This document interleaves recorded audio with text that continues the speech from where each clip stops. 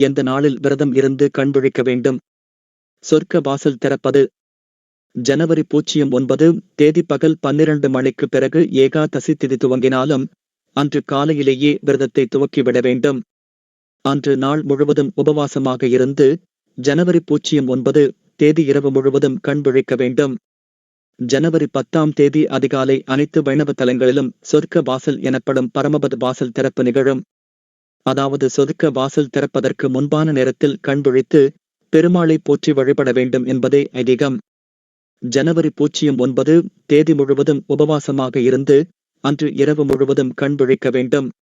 ஜனவரி 09 தேதி பகலில் தூங்கக்கூடாது. ஜனவரி 10 தேதி காலை 4:45 சொர்க்க வாசல் திறப்பை தரிசனம் செய்ய வேண்டும். வைகுண்ட ஏகாதசி விரதம் எப்போது நிறைவு செய்வது? ஜனவரி 10 தேதி பகலில் 2 மணிக்கு பிறகு பாரணை செய்யும் நேரத்தில் பலவிதமான காய்கறிகளை கொதண்டு சமைத்து உணவு சாப்பிட்டு உபவாசத்தை நிறைவு செய்துவிட வேண்டும். அதற்கு பிறகு தூங்காமல் விரதத்தை தொடர வேண்டும். அன்று இரவு விளக்கேற்றி வழிபட்டு பெருமாளுக்கு பூஜை செய்த பிறகு எளிமையான உணவை எடுத்து கொதண்டு விரதத்தை நிறைவு செய்யலாம்.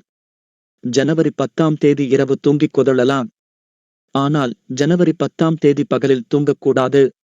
இதுபோல வைகுண்ட ஏகாதசி நாளில் எவர் ஒருவர் விரதம் இருந்து பக்தி சிரத்தையும் பெருமாளின் திருவடிகளை கதி என்று பற்றி இருக்கிறாரோ அவருக்கு பெருமாள் பரிபூரண அருளை வழங்குவார். வீடியோ பார்த்ததற்கு நன்றி. இந்த வீடியோ உங்களுக்கு பிடிச்சிருந்தா லைக் பண்ணுங்க, கமெண்ட் பண்ணுங்க, ஷேர் பண்ணுங்க. மறக்காம நம்ம சேனலை சப்ஸ்கிரைப் பண்ணுங்க. நன்றி.